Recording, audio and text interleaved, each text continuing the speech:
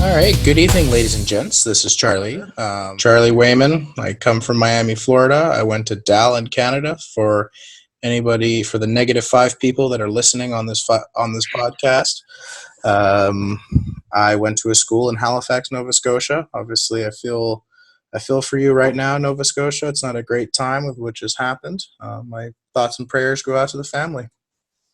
And I'm Rachael Bishop, and Dal is Dalhousie University, for those who don't know. And yes, we met I was in first year, Charlie was in third year, and we met in residence at Dalhousie back in 2013. Yeah, so it's been a while. So we've been trying to do a podcast for a long time, so now we finally had the chance. Yeah, so for this first podcast, I'm going to lead it, and then I think Rachael, you and I will kind of just alternate leading podcasts, just difference of ideas and opinions and whatever. So Sure, that works for me. all right, so why don't we get started? So this podcast is definitely going to be a little bit of sports oriented. Obviously, it's really darn weird to do a sports podcast when there's no sports whatsoever due to the COVID-19 epidemic. But you know what? What the hell? Why not? So my first question and kind of topic of discussion is, one of my favorites. It's the English Premier League. So with the English Premier League or the Barclays Premier League, depending on who you are, of course, everything's closed due to the virus. Today, the Football Association had a meeting just to figure out, another update meeting on what they're going to do.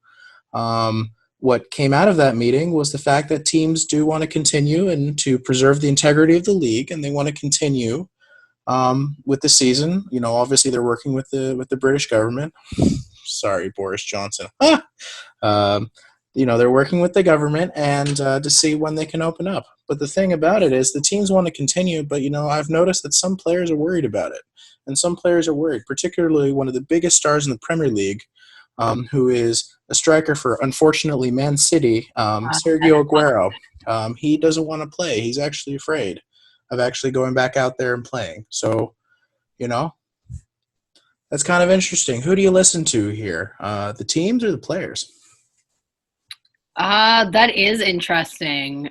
I mean, definitely Sergio Aguero is a really big name in soccer, football, should we say. So you kind of have to listen to him because, like you said, he's one of the best players in Premier League. So, I mean, I definitely think you have to take his opinion into account. I think you also have to listen to the teams. But remember, the teams are going to be mostly speaking from the perspective of the owners. And the primary view of the owners is to make money, right? That's their whole goal. So they're going to want to do everything in their power to try to salvage the season to make more money to drive revenue. But if it comes to a point where like the teams can come back, but they can't have any fans, which is what it's looking like, the owners might be less inclined because the Premier League is largely a gate-driven league, especially in England. We know English hooliganism is a really big thing. So if they can't even have any fans at the games, then they're probably not going to make much money. And so the owners might be less inclined to want to start the season again. Yeah, but the concept of not having fans in an arena is not new compared to North America and in England. When the fans misbehave, they have games where they don't have fans. So it's not like it's the end of the world that they did that. That's true. It has been done in England before, and some of the players have done it before. It's true. It is more common there. I think even this season there was some racism in some international games, and I think they actually had to play behind closed doors because of that. I believe it was an international match. So yeah, that definitely something that would be more used to in Europe. But I mean, the fans are a really big part of it, but they are here too. So yeah, I think the owners are not going to like that, but I think the owners would probably rather have them play than not play. I know some teams are already training again, so that signals to me that the Premier League is looking in the direction of returning. So Aguero might be out of luck on this one. Yeah, but with the other thing with this is we all know that soccer players have their moments of being a diva. Obviously, particularly Neymar on the world stage. So it is possible that Sergio Aguero might just say, you know what, I'm not going to play because he doesn't want to. And with a man of that caliber, they can get away with that. You can't. And Argentines like being divas. Well, that's a bit of a generalization, a stereotype, Rachel. But it's definitely something where that all started with Diego Maradona, who Well, we don't. That's for another podcast. We'll go into that. But I really don't know because it depends what you think. It depends with what your opinion is of this virus. There's so many people that think, oh my God, this is the end of the world. We're gonna die. And then there's me where it's like, yeah, this isn't. It's not gonna kill you. I think we should just be starting to go back to normal at this point. Because at least in the United States, everybody's going crazy and protesting. But of course, the United States is the only country in the world that's actually protesting when they've had less time than Europe, as an example. They're protesting here too. They're protesting here too. So they're protesting in Canada as well, even though bit. they've had it way less time than the Europeans, and the Europeans have actually done this properly. Except for the UK. I think they should open it up. Personally, obviously it is a podcast and I'm a little biased, but I'm a Liverpool fan. So yeah, I want the Premier League to continue. You got to be kidding me. It's like the biggest thing in the world because I should have won this thing a month ago. Yeah, they should have. Of course not. So it's really really, Rachel, what should the fans do? The fans, it doesn't matter if you're a Liverpool fan, a Man City fan, United fan, or it doesn't. Who should the fans listen to? Should they listen to Sergio Aguero or should they listen to Jurgen Klopp? Who should they listen to? Well, I think it kind of does depend on what team you're a fan of. Like if you're Liverpool, you're going to want to come back and actually get the title, right? But if you're a team that's like toward the relegation, which I think Southampton and maybe one of them, or Watford. If you're Watford, let's say, you might not be so keen. If you're a Watford fan, you might not want to be so keen to come back because you don't want your team to get relegated. And if the league doesn't come back, then they might do what the Netherlands or the Dutch league did and just not relegate anybody. Yeah, so but I do want to stop you there on that, though, because on the May 1st meeting, the other idea was that the relegation teams would stay up another year because it's such a close race. So then that would be completely irrelevant if they got rid of the season. Then you would still have your Southamptons, you would have your Bournemouths, you would have your Watfords, you would have those clubs that would, they would still be there. And then they would just relegate 5 teams in the next season. Oh, they'd relegate 5 teams? Yeah, because 2 teams go up, a few teams go up. So they would relegate 5 teams next year to even it out again. So that's the... Oh, okay. I didn't know that. So it doesn't, in my opinion, it doesn't matter, what kind of fan you are. It's also, who should you listen to? Who would you follow? Obviously, the players are more in tune with the fans and the managers and everybody else are. But yeah, you kind of have to follow you kind of have no choice to follow the government on this one. But also, in my opinion, Sergio Aguero, look, man, you're one of the biggest stars. You're at the end of the career, dude. What the hell? If you get coronavirus, you'll be fine, probably. So yeah, he's in peak shape. The top medical care, man. And guess what? If there's been no reports of other players getting sick, so why would you get sick unless you start making out with a fan or something? Which you would not be happy with. As someone who's a big NHL fan, as you know, I'm definitely listening more to the NHL on this one rather than the players who are also inclined toward not coming back. So I'd be more, same thing with Premier League, I'd be more inclined to listen to the league because they would know the proper protocols better than the players. True. Well, all right. Let's so a little bit on the Premier League, and we're going to go into something that's totally not related to soccer at all. And it's a very American sport that I do not follow, but because I live in the southern U.S., well, I kind of have an idea of what it is. And that's NASCAR. A lot of people in my class follow it, actually. Well, they follow Formula One more than NASCAR. Yeah, with NASCAR, NASCAR, for the folks who don't know what it is and don't really understand, that is the fastest growing sport in the United States. Really? Yes, it's the fastest. Yeah, NASCAR is the fastest growing sport in the United States, and all it is pedal to the metal American racing. All you have to do is go left and go 300 miles an hour. That's basically NASCAR. And NASCAR is really boring until the last 50 laps when people start crashing into each other, and then it's a little more interesting. I feel you for any possible injuries, and I don't mean to harm anybody in any way, but in my opinion, that's the most entertaining portion of NASCAR. We have NASCAR in Toronto. We have the Honda Indy. It's really big. Oh, IndyCar. Yeah, IndyCar is pretty solid. Isn't that So isn't that a with type of NASCAR? so IndyCar is a little bit like Formula One, but it's based only in the United States and Canada. But we're getting off topic here. So NASCAR is going to be the first sport in the United States that's going to be opening up after this virus. But the big difference is that even though NASCAR can have like 300 or 400,000 fans at a NASCAR arena or even tailgating, they're not going to have any fans at all. So, kind of leading into what we spoke about in the Premier League question, in the Premier League topic, do you really think the U.S. should follow the European example and not have fans in arenas so we can keep having sports? Because we know we're all going crazy without sports. Trust me, I've played way too many video games. We should we follow the example and just have NHL, have NBA, have NASCAR, have tennis without fans? Well, what's the alternative? With fans or without fans? So should we wait longer and have it with fans, or should we start now and we just all watch it from our homes on TV? as someone who's like very sports deprived right now, I would say start it without fans. I know that's pretty shitty, especially for the NHL since it's a gay-driven league mostly, unlike the other leagues in the US where they mostly rely on television revenue. So, I mean, that would definitely hurt a lot of NHL teams, but I'm so hockey deprived at this point, I will take what I can get. And if that means no fans, then no fans it is. Like, yeah, and you kind of figured that, like, with game shows and stuff where they do the fake applause, you could totally pull it off in an arena for the TV. Good. And I saw this on TSN with Ray Ferraro. Would be interesting. He said it on Overdrive radio show that with no fans, you could really hear like the players what they're saying, which a lot of times the fan noise drowns it out. But you that's even more interesting because you're going to hear all the chirping and all the cursing. That's the best part. More than usual, yeah. Because unless they're wearing a mic, you can't usually hear it. But you'd hear like, I remember when Drew Doughty in the winter. Dude, you suck at hockey, you POS. Blah blah blah. You would hear that.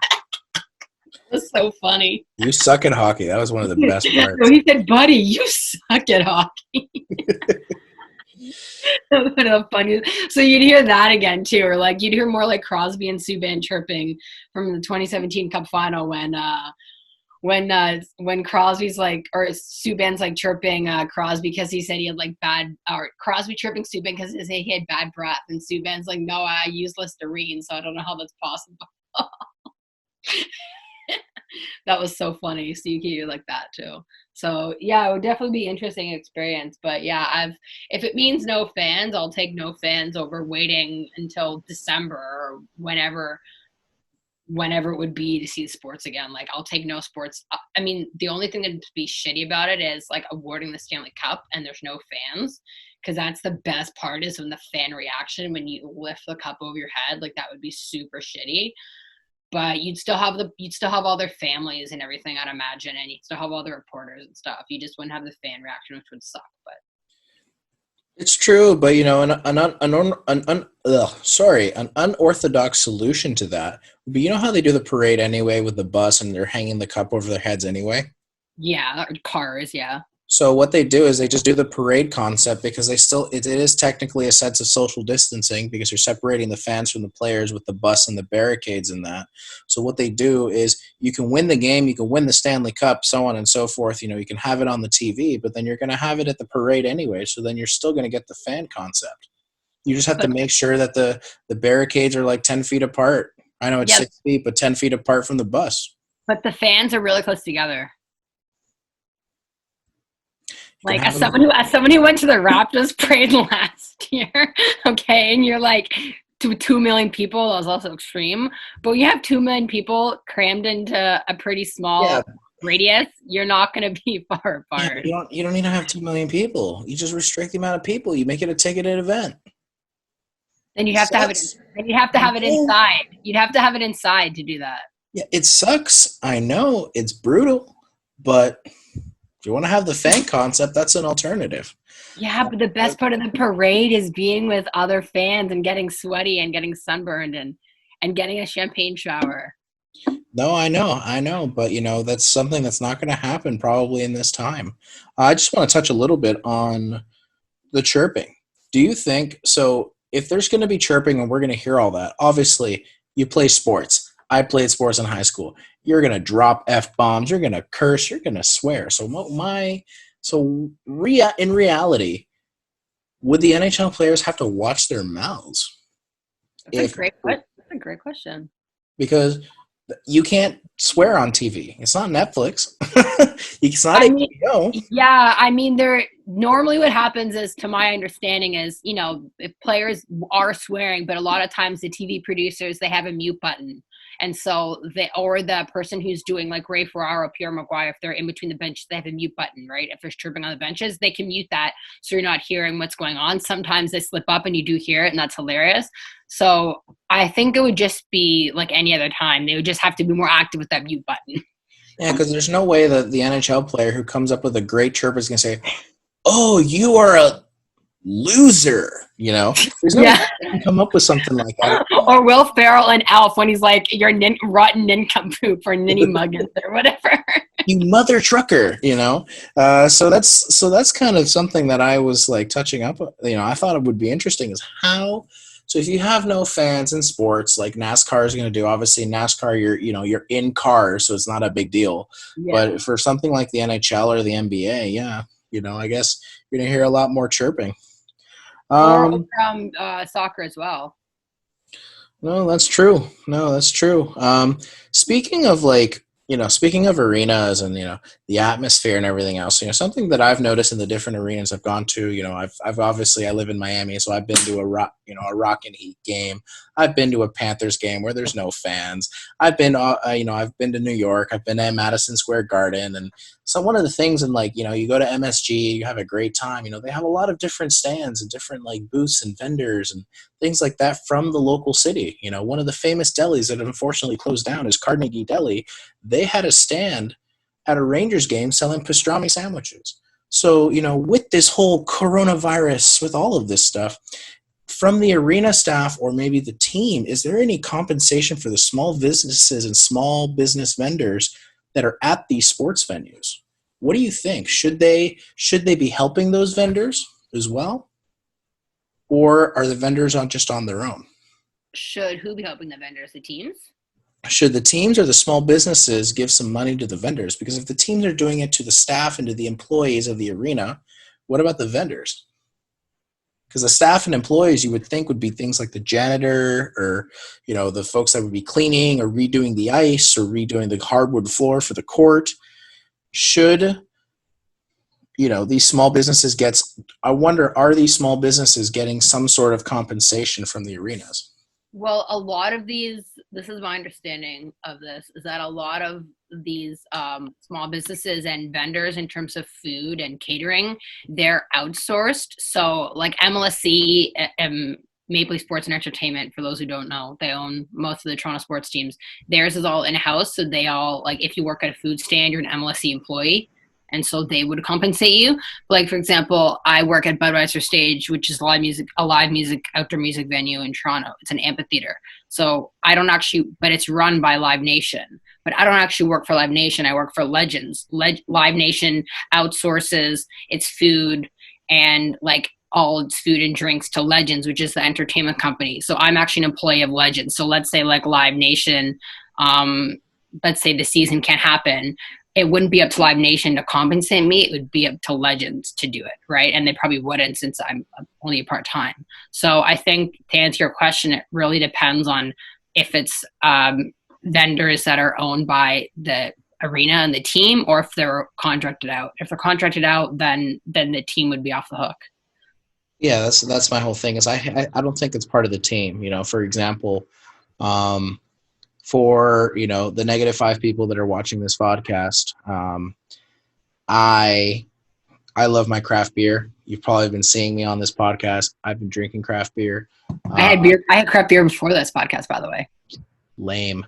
I had it with dinner. So, you know, there's a really, you know, Miami's first craft brewery is called Wynwood Brewing Company, and they serve beer at Heat games. So, you know, the guys that are going, ice cold beer, you know, and all that kind of stuff, that's, you know, in the arenas, you can get some of their craft beer. And I'm wondering, so for local businesses where you can get a beer at a game, where you can get a sandwich, and they're not necessarily owned by the team. So you think the teams, but even if the teams are off the hook with outsourcing, which I totally understand, from a morality standpoint, should the teams help them out? Because obviously, especially in the United States, where organizations like the Los Angeles Lakers and Harvard University are taking millions of dollars out of the small business loan that was given by the government, and Shake Shack, which I will probably never eat there again because of that bull nonsense. Um, should they help them out because they know that they're getting screwed by the government? That's a loaded question. Should they have them out? Morally, yes. Realistically, they won't, because corporations are like that, and probably won't help them out. Morally, they should, but a lot of corporations don't really have a moral conscience, so I guess that's my answer to that. Well, and I'll rephrase the question in a different way. So we've seen a lot of teams and a lot of organizations pay their employees and pay their staff, and they're thinking about doing events and all this kind of stuff.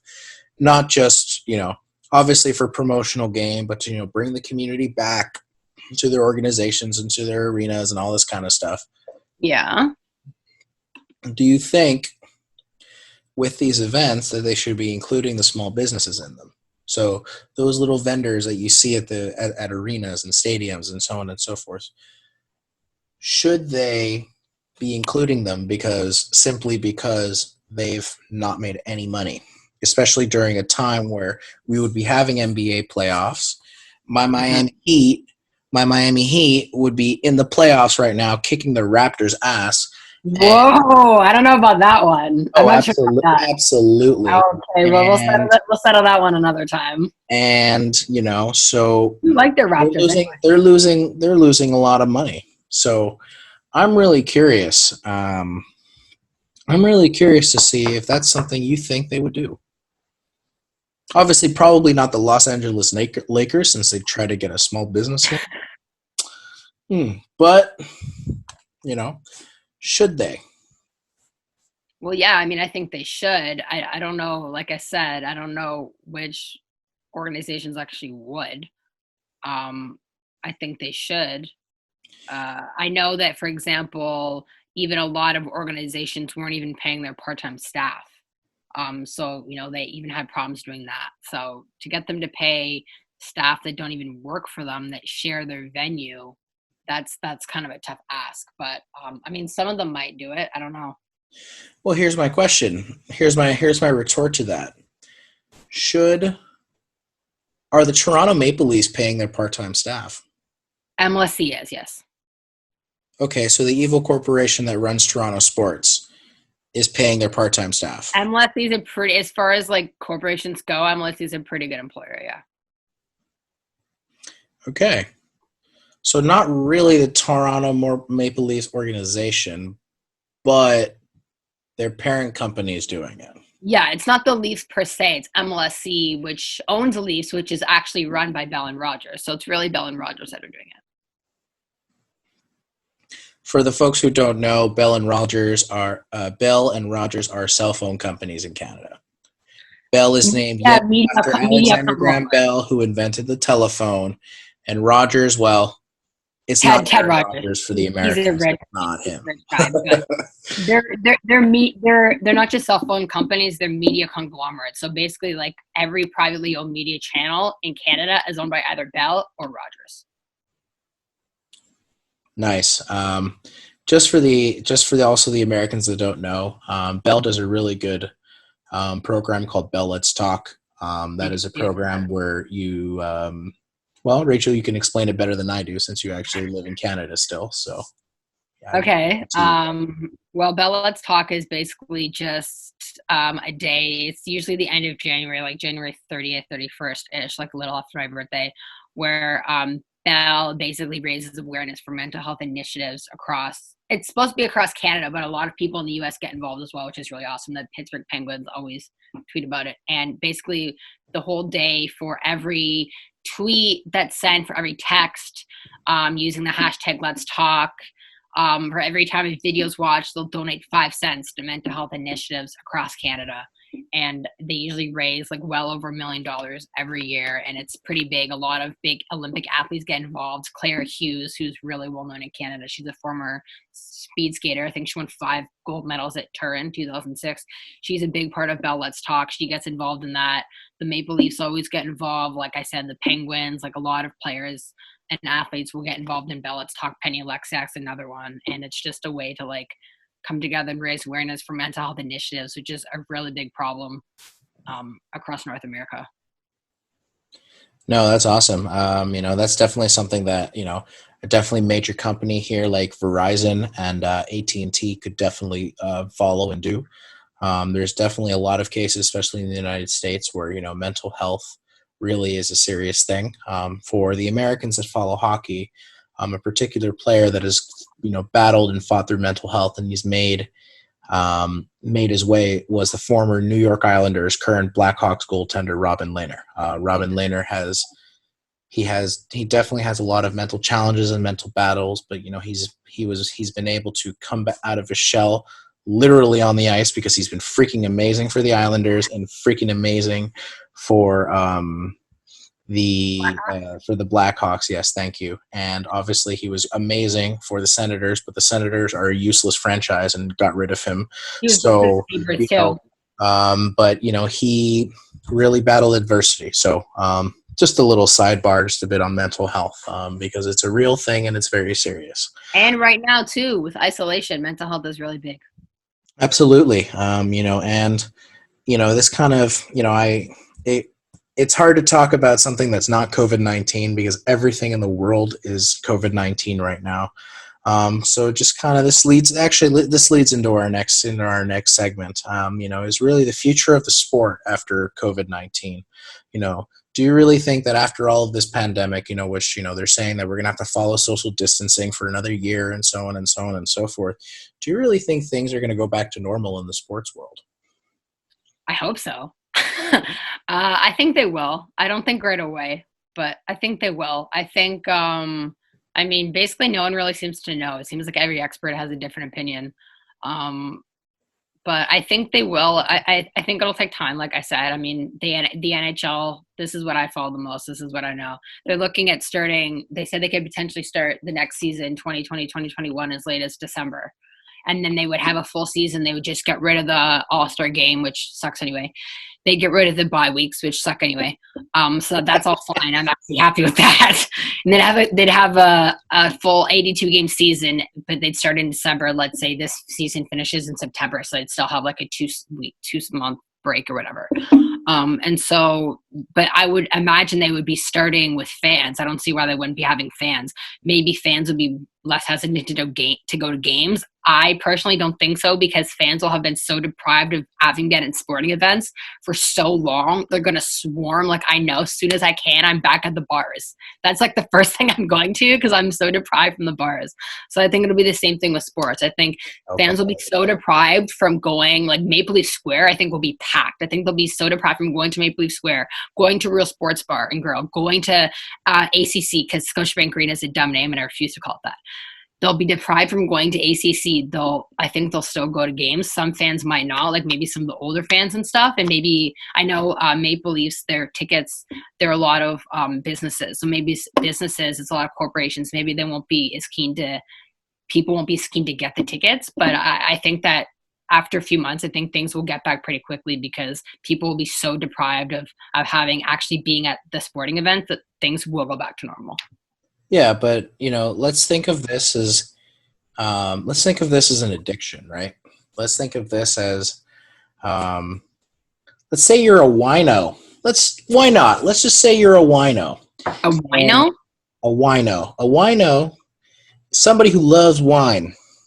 Okay, I've never heard that. A lady in the house who loves wine, drinks wine all the time, every day. So my theory is, if you're yeah, basically. If you're a wino and you love your wine, and then for whatever reason, you have to stay at home and you can't go to the wine store to get wine, and you're deprived of it, and you want your wine, you want your red, you want your Shiraz, you want your this, you want your that. And wow, I can't even say this right. And,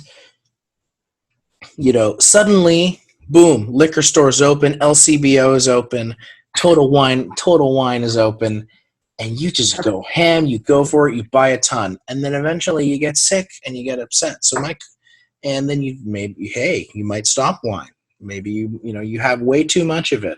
Like Alexander Keith's IPA, I drank all of that at Dow, and now I can't even drink anymore because I had so much of it. Me with Carlsberg and Liverpool, same thing. You can never get tired of Carlsberg. But anyway, so what I'm really getting at is, if people are so deprived of sports and you go to the sports bar and you're going ham because there's all these sports, and what do you get tired of going to the sports bar? What are you tired of going to Real Sports? Which, for folks who don't know, Real Sports is the biggest sports bar in Toronto. It's it's the most popular one. Obviously, Leafs players, former Leafs players, have gone there and partied and everything else. It has a two-story TV. It has a two-story TV. And obviously, beer is probably, because it is Toronto, beer is probably very overpriced. But it's also owned by MLSE, so it's going to be overpriced. People like to do that because people want to pay for overpriced beer. I'm more of a I'm just going to have a really nice TV in my house. I'm going to have a tap, and I'm going to serve beer at my place, and I'm going to make a community social hall out of my basement. That is my goal in life. Life goals. Hashtag life goals. I honestly think things aren't going to go back to normal.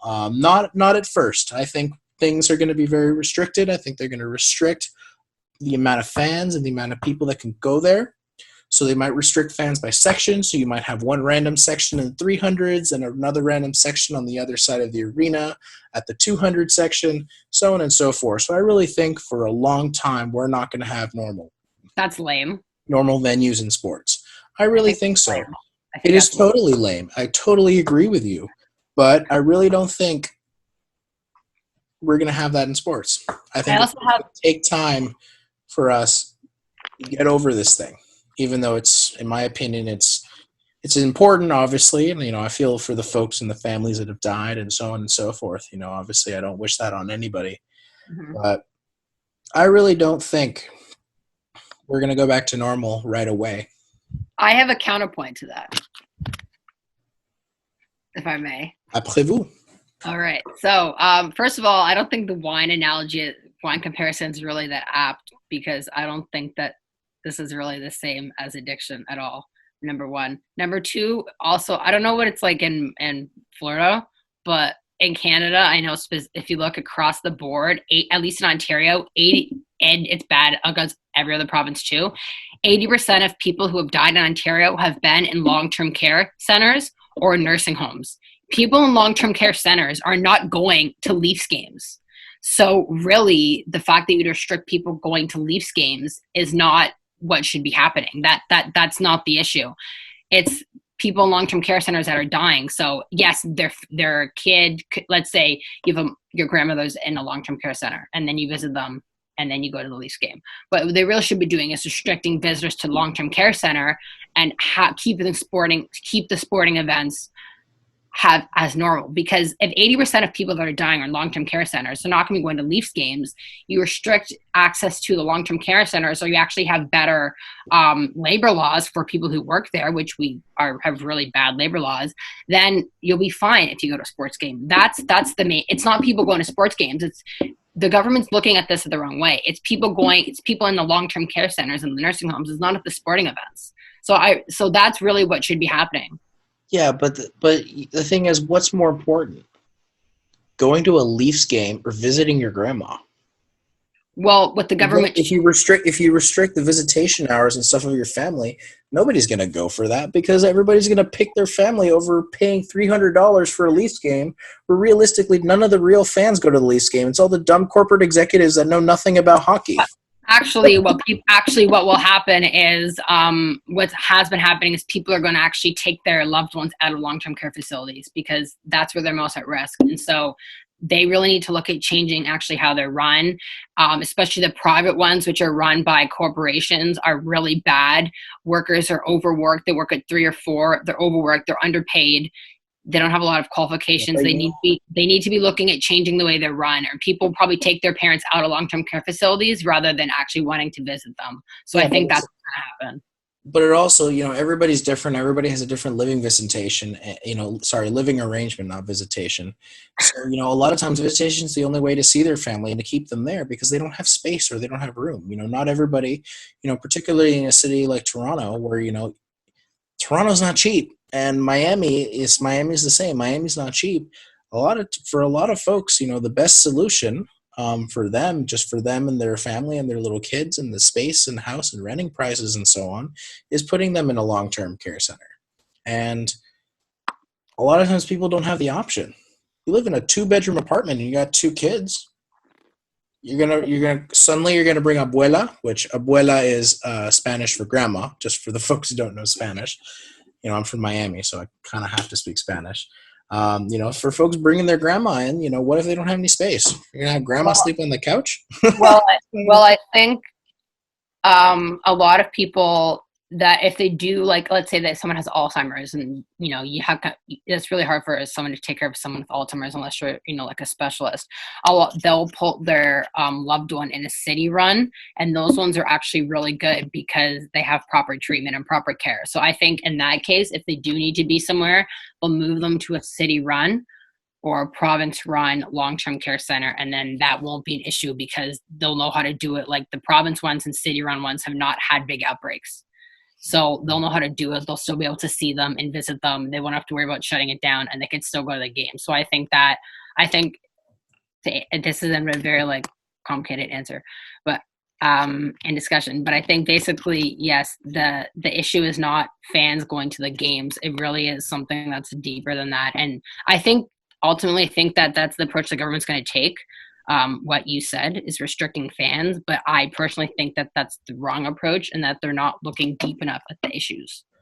So we've definitely gone on like a major tangent about this thing and going into old people, which is not what I'm going for, which, it's been shown that in May for the United States, it is Older Americans Month, which is awesome. But of course, Donald Trump being Donald Trump decided to make it his own thing, and he actually named it Older Americans Month for May.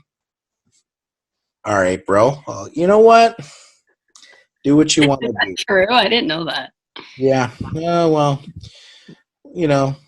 let the orangutan be free. So, going back to the topic, future of sport, will things go back to normal? I know you want them to be normal. I would love them to be normal, but I don't think they will be. I think that we're going to have these restrictions. We're going to have all of this. That's going to be brutal. But I think it's going to happen. But just to go into that. So if there was a new normal, what would you pick the restrictions to be? Like if you had a choice of what restrictions you would do, and you had to make restrictions. You couldn't just say no restrictions. You had to make a restriction. Was this the RAQ?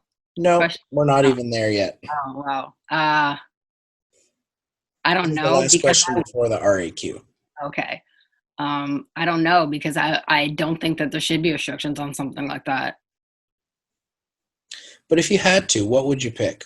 Like if I had a gun to my head and I had to do it? Yeah. What would you pick?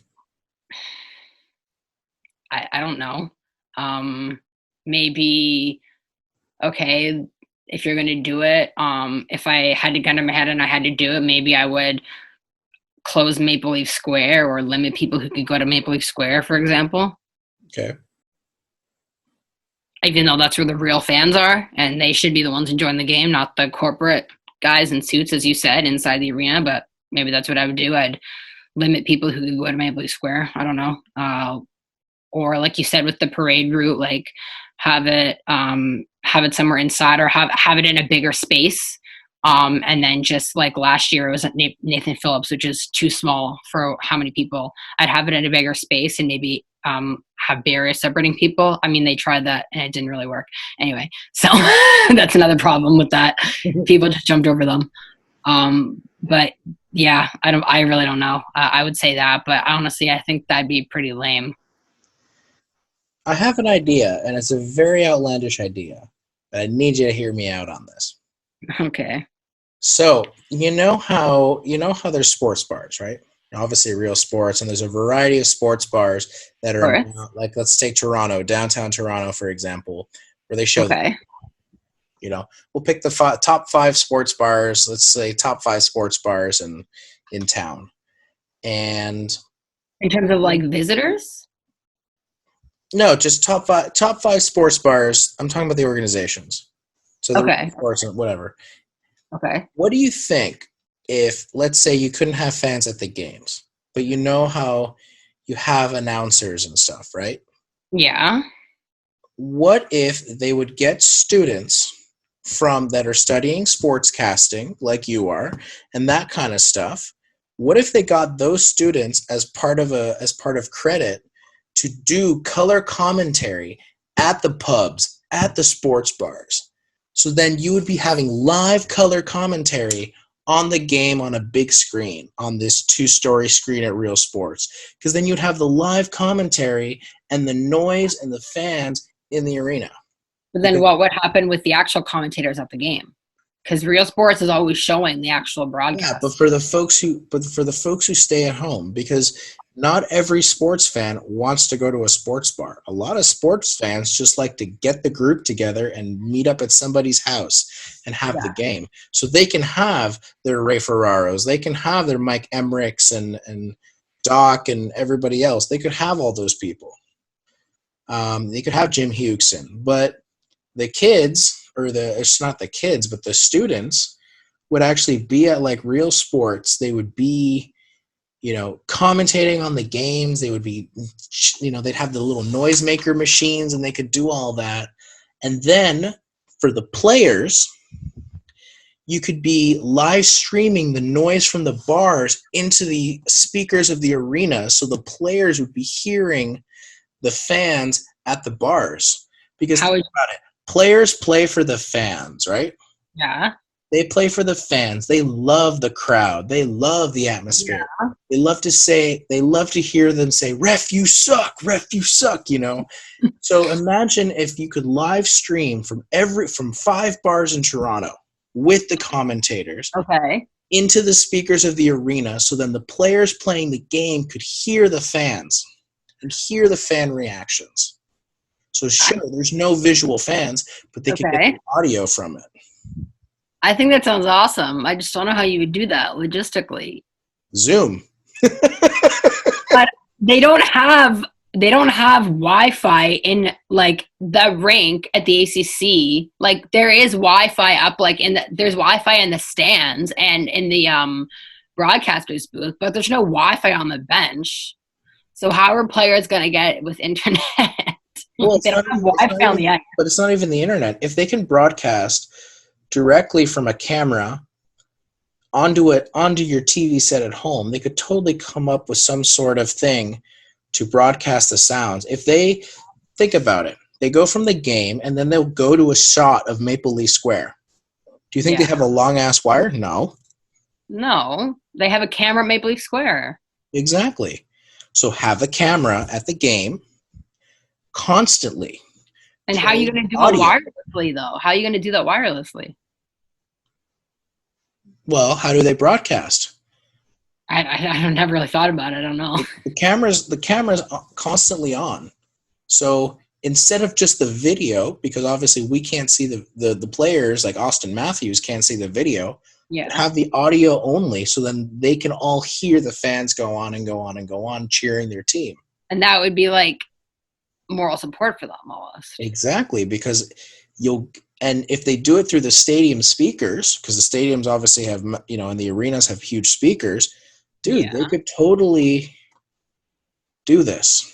They could totally create some sort of an in-fan experience while separated. because you can't have 20,000 people in one building at the same time with this thing. That's interesting. Well, when they do, when they have watch parties in the playoffs, like the Penguins have done this a lot. I talk about the Penguins because I'm a Penguins fan, if you guys don't know this. So the Penguins always do watch parties and stuff. So they'll show like the team, let's say they're playing Nashville, okay, in the Stanley Cup final, game 6, which is when they won. Then they'll sell tickets to fill up their home arena, and they'll have fans, and then they'll actually show the game on their in-screen TV, and then they'll flip back to the act, and then when you're watching it at home, you'll see the actual fans watching it. So they'll flip back, so the players can see the fans watching it in Pittsburgh, even though they're not there, and they can like hear them cheer and stuff. So it's kind of similar to that. Yeah, that's actually quite similar, and I think that's definitely a concept that they should be taking advantage of in COVID-19. So realistically, all these players and organizations should be learning from each other. So we're just going to segue into the sub-segment that I created probably 30 minutes ago called the RAQ. RAQ stands for Random Ask Question. So this question has absolutely, positively nothing to do with what we've talked about today. Okay. So we're going to go with something that happened in the news today. Okay. And it's related to Canada. Prime Minister Justin Trudeau has decided to ban assault-style guns and weapons because of obviously what just happened in Nova Scotia with the deaths. I believe it was like 23. 22, I think. 22, and then if you include the shooter, was 23. Well, so including shooter 23, well, that's 22 too many, in my opinion. Yeah. So now that they've banned all kinds of assault weapons and all this kind of stuff. And, I'm really not going to go into the United States. We're talking about Canada here. So with banning guns, that's a huge step. We've seen, after mass shootings, we've seen countries like New Zealand and Prime Minister Jacinda Ardern, I'm sorry if I botch your name, Jacinda, but Jacinda Ardern banned these weapons, and they just got rid of them, and they took care of them. So do you really think Canada eventually will take another step and get rid of the handguns and get rid of the hunting rifles and all this kind of stuff, simply because it's not just the assault-style weapons? I'm pretty sure the thing in Toronto with the crazy dude in the bus that happened a couple of years ago, that was a handgun. That wasn't an assault weapon.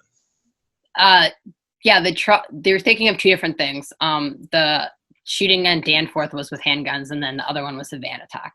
But there's no guns in that one. But sorry, I meant the shooting in Danforth that had the handguns.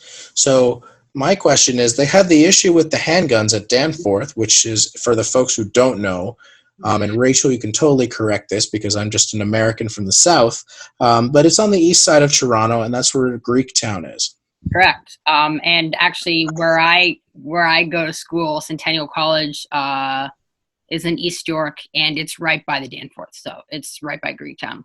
So yeah, it's a cool area. Lots of good stuff there. Oh, nice. Just for folks to know, Rachel's actually studying things like podcasting and sportscasting and stuff. So she's, I'm just literally the guinea pig, helping her out with this. And that's true. She's definitely going to be the next Doris Burke, hopefully. For folks who don't know, Doris Burke is like a legend in the NBA for her sportscasting. One of the first women to do it.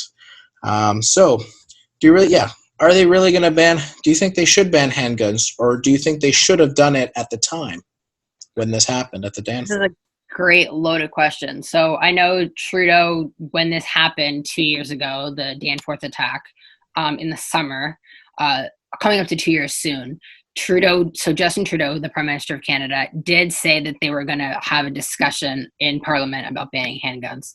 But it never really... He and Bill Blair, who's his public safety minister, who is really bad in my opinion. He's a former police chief of Toronto, and he was not great. That's a whole different issue. They were going to talk about possibly banning handguns, but I don't think it ever really went to fruition. And then Toronto itself said, okay, we're going to try to have a ban on handguns in Toronto, and City Council tried to get it done. But because we had an election, and then Doug Ford cut the powers to City Council, basically after that and limited what they could do, a lot of the new councillors are not going to go for that. But I know City Council did seriously try to do it, and John Tory, the mayor, did try to lead the charge on that. So hopefully that happens soon. But it kind of fell by the wayside because, like I said, Doug Ford kind of ruined it with his policies limiting powers, cutting council size, whatever. For So the Americans who don't know, Doug Ford is basically the Donald Trump of Canada. yeah, he's the Ontario Long premier, story so short. he'd be like a state governor essentially. Right. Right. So Toronto did try to get it done. So hopefully that continues. And I know that so Canada had no automatic weapons, but they did have military assault style rifles that just weren't semi-automatic or automatic. And I know Trudeau had been talking about banning them for a while, and so he finally did it, which is good, but it took too long in my opinion, because even though Canada doesn't have the gun laws doesn't have easy access like the US, the gun law restrictions have actually loosened over the years under Stephen Harper, who was the former prime minister, and under Trudeau. And so the fact that he did this is a really good sign. Do I think he'll ban handguns? I think he would have, but since now the Liberal government has a minority, which means that they don't control the majority of seats in the House of Commons, they would have to get the support of the NDP and of the Conservatives. I think they get the support of the NDP, but the Conservatives are not going to want to do that. Conservatives, like the Republican Party, essentially, if you don't know this, they're not going to want to do that because they think that law-abiding citizens should be able to have handguns and military rifles. So I don't know if the Liberals could get enough power to actually get the handguns banned. I think if the NDP support them, they probably could. I don't see why they wouldn't. But I don't know if that would really happen. I feel like there's a lot of talk, but talk is cheap. Well, I'm gonna stop you there. Just to backtrack, the conservatives in Canada are nothing like the Republicans. The Conservatives are actually closer more to the Democrats. I was just doing it as a comparison. Canada is definitely more of a liberal country. So for example, somebody, it's hard to believe America, but somebody like Barack Obama or Joe Biden would actually fit under the conservative platform in Canada. Yes, 100%, 100%. That's right. I see that as an inaccurate statement. The Republicans are just super conservative. I just did it as like an easy comparison. That's all. Yeah, no worries. Just by Canadian standards. So just for folks to know that, and just for the Americans out there to know that our government is not the only one that has its problems. Even the multi-party system of Canada that accurately pays the people $2,000 a month for the folks affected by COVID-19. While I still don't have my check yet, Canada has its problems too. But I really we've massively sidetracked into this. So, I don't know if they will. Obviously, Canada's a big hunting country, so they're not going to get rid of their hunting rifles, and especially in the boonies. It is a hobby, and if you respect it, and you respect going to gun ranges to practice your craft, or and hunting, mm-hmm. I think you should have it. Another issue. Yes, you're saying. Sorry, I don't mean to interrupt. Another issue, too, is that something people have talked about. I know when the thing in Toronto happened, they actually had a gun buyback program, so you could return your guns that you had illegally and you wouldn't get charged, which was great.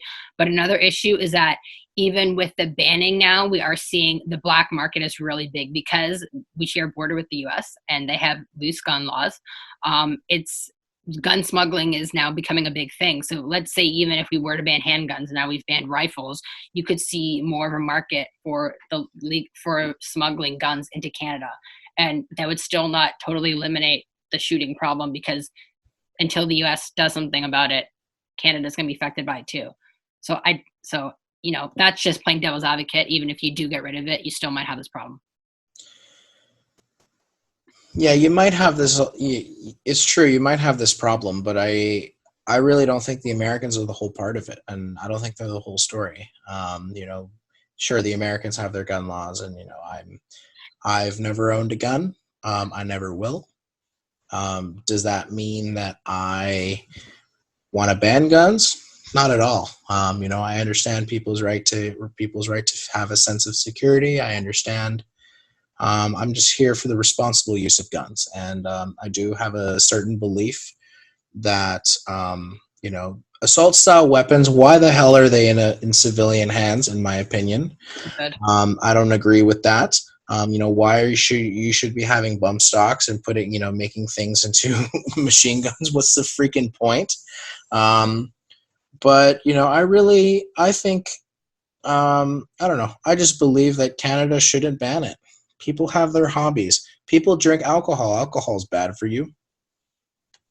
Well, alcohol was banned for a long time in Canada. Yeah, and it was a disaster when they banned it.